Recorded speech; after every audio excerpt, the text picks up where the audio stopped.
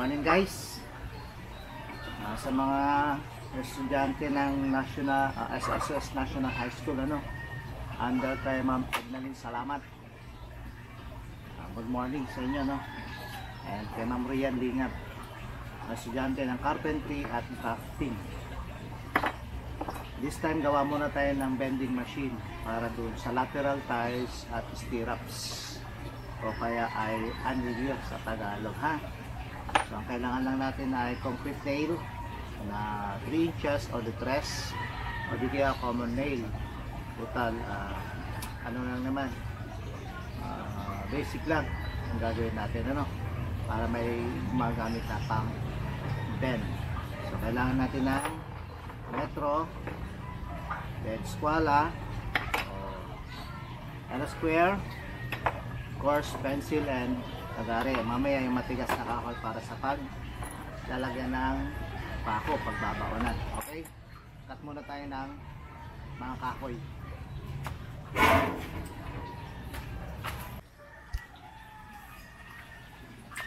Pagkat tayo ng 2x2 coco lumber para sa ating stand, mga 75 cm, 50, 60, 75, para hanggang baywang lang ninyo o mas. Okay, 75 cm.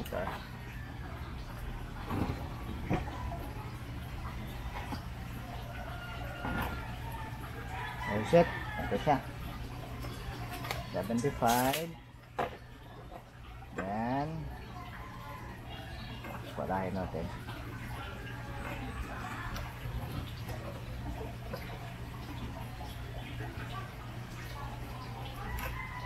Magkakatay nito ng 4 para sa stand-up. Mga pa fit.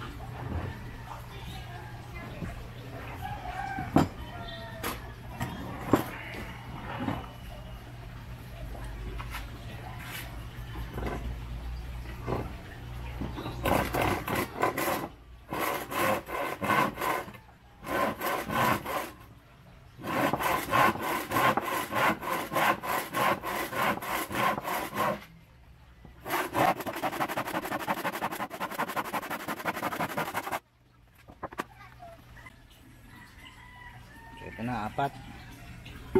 1,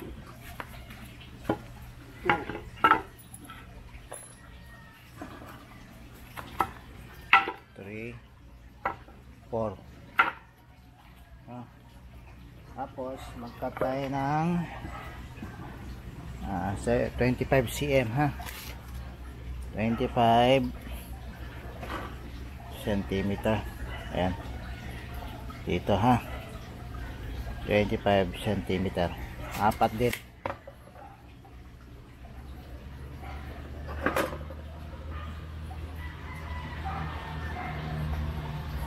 One,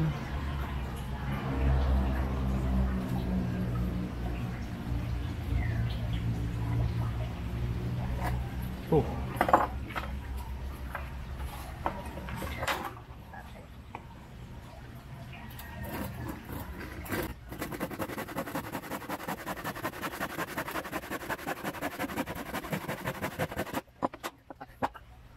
Apat yan.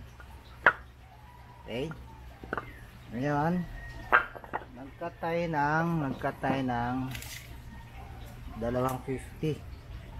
Ayan, 50 centimeters din. Dalawa yan, ayan. Saka natin i-assemble na natin. Dapat ganito mag-itsura niyan, Ayan. So nandito sa baba yung 50 cm, nandito yung 25 cm. Tapos from here, sukat tayo siguro mga 20 cm lang. Pwede din, taas natin siya rito. So ayan, 20 cm. Ang layo niya mula sa end. So stand o paan natin. Okay, 20. Yan ang lead dito sa kabila.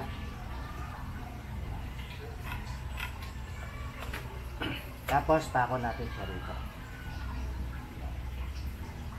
Lagay ng bitres.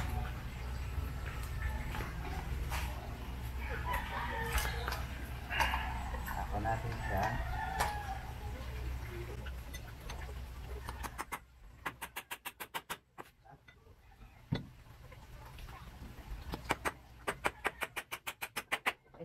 Lang lubusan.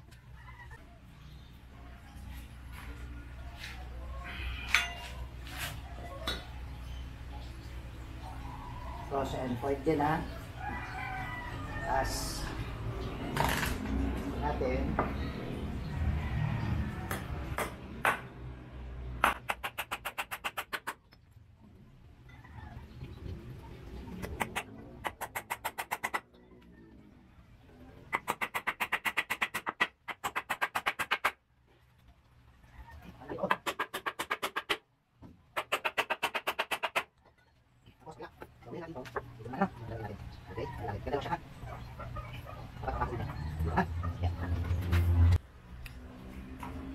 guys, yung dalawa.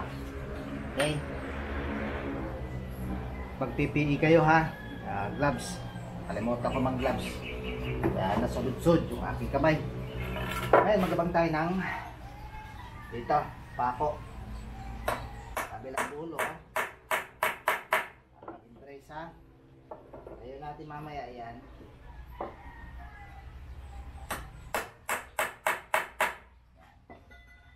Assemble natin siya ha. Pako natin to dito para may patayo natin.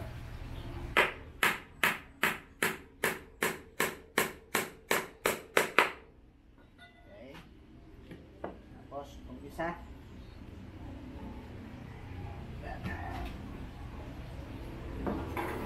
para may tray siya. Make sure ha.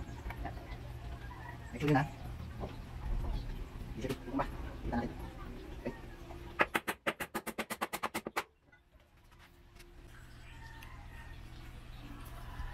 Yan na siya. Ngayon ha. Nakatayo na siya.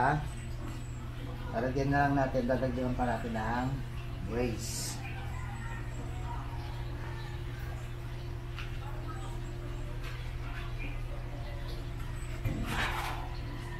Natin.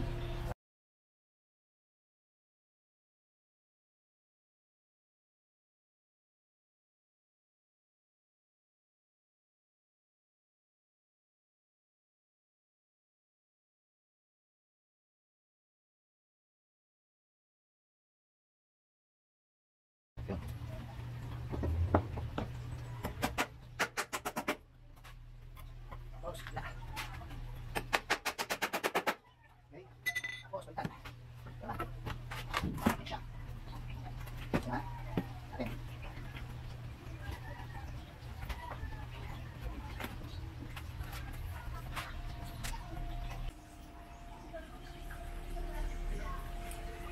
Ngayon, dito na tayo ha. Maglalagay na tayo ng mga pang-bend na pako. Okay, so lagyan natin siya ng allowance around 25 siguro. Nota natin 25. So pumili ako ng matigas, meron akong 2x4, 2x5, 2x3 pwede naman na ano. Make sure nyo lang na matigas para sa gayon hindi siya kokontra o hindi man kayo mababaloktot kapag kayo ay nag-bend na ha. So lagyan natin siya sa gitna. So this is kulang ha, 12 cm to. Lagyan na natin dito tayo sa 5. Tayo na 5. 5. Okay. Ngayon, ito isang pako natin. Pagkatapos, sukat tayo ng mga around mga 10 ganyan. 10. 10 or 6, 10 or 3, pwede gano'n, ano? Kasi depende sa pagbabagtutan. Okay, kung medyo mas maliit, gagawin natin 6. Natin 6. Para meron pa siyang allowance. 6. So, magkatapat siya. Katapat siya na. Tapos yung isa, pwedeng 15. Pinaka pangontra niya. So from here 15. Kasi pandagdagan ng isa, kung medyo malaki-laki, 20. Okay, o 25, 10, 10. Okay.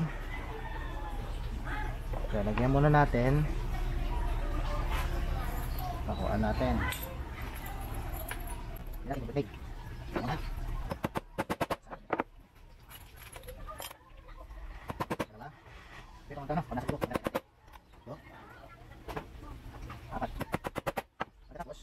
Sukat tayo dito ha. Mula rito, kasi ang diameter ng mga bakat 10mm, 12mm at saka 9mm. So kuha na tayong ito ay, sabihin natin ha, mula rito ha, sa gilid ng pako. So pinakamalaki natin 12mm. This is 10, 10, okay. Natin ha. 10mm, 12mm, gawin na natin 15 para may allowance. Okay, so 15 para malay mga 15 o 17, malay makagalaw yung bakal. Pero hindi naman siya ganun kalaya, sinihirapan kayo.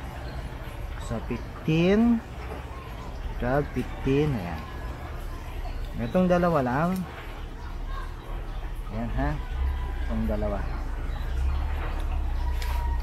Check natin. Then 15. Tapos ito din ay 15. Ayan. Saka natin yung tapuan.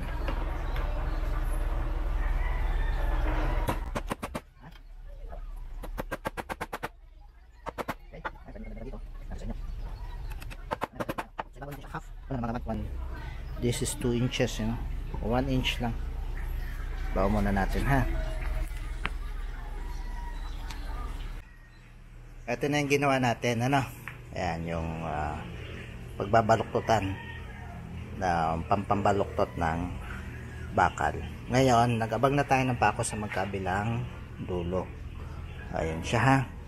Ayan, we have to attach this on the other end. Makita nyo may space dito kasi meron pa tayong ilalagay na isa ha. Ito. Lagay natin tong isa. Ayan. Pagsasandalan ngayon yan ng baka nababaluktutin. So ikabit natin to. Pukpok natin yan. Pukpok din natin ito. Okay. So ito siya. Ikabit natin yan.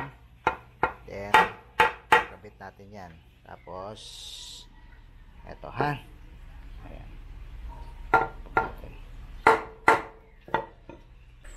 Ito na siya guys, ano? Try natin. Meron tayong cut bar here.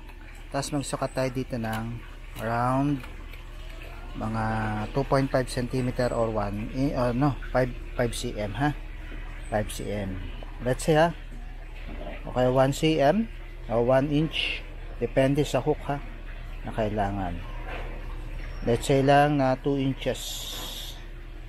Either 2 inches o kaya 4 inches. 1 inch halimbawa ha. Gagamitin natin yan mamaya. 1 inch or 2.5 cm. Then after that, dapat natin yung dulo ng ating ayan, bakal. So yan siya. Nakita nyo maluwag, no? So kasi yan, purpose yan, i-adjust natin para sa 12mm na pambend kasi sayang yung gagawin natin stand, ano, o bending machine. Ngayon, meron kapag 9mm, this is only 9mm. Kapag 9mm, ginagawa ko, pinitpit yung dulo para sakto to, no? Kasi pag bilog siyang ganito, gagalaw pa yung bakal ninyo. Ito sakto. So from here, i-bend yan ha. bebend yan ng baluktot. Tignan natin.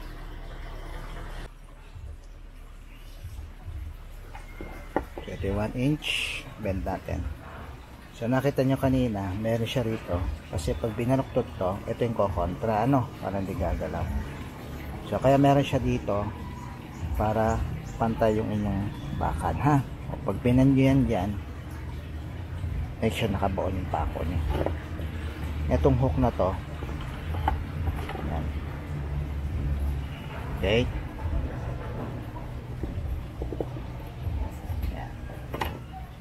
Yan, so ito almost 1 cm ang kinakain yan pag binan. Okay, so ngayon another part, let's say yung thickness ng inyong let's say yan, 0.15. Kung 0.20 by 0.20 yung inyong poste, o 0.25, 0.30, depende yan siya. Sukatan nyo siya ngayon ng almost 15. Depende, ha. So mamarkahan nyo uli, then bend.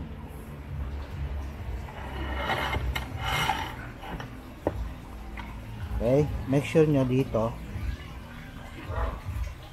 ayun na, may kumukontrang pako dito. Karamihan kasi baka nang ginagawa ang angle bar. So ayun siya, pero meron siya dito, tingnan nyo, ito flat dapat, hindi siya magte-twist.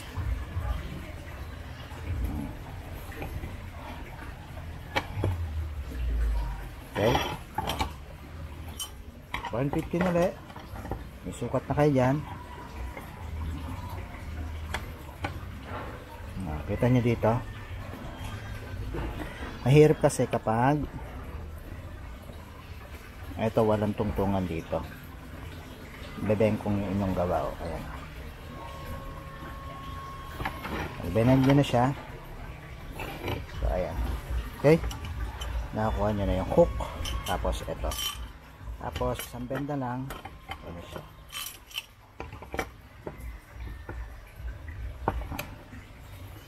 Okay, so sa squareness ng bakal may computation siya kung gaano kahaba ikakat. Depende sa paggawa nyo ng bending machine. Alright, so that is a simple demonstration of making or constructing a bender. So ayan na siya, simple lang. Kung meron kayong mga kahoy, kung may 2x3 kayo, pwede naman 2x3. Kung walang wala, basta make sure na matigas yung kahoy ninyo, and meron siyang malalapatan dito, bakal. Ayan, okay, tapos meron kayong tubo.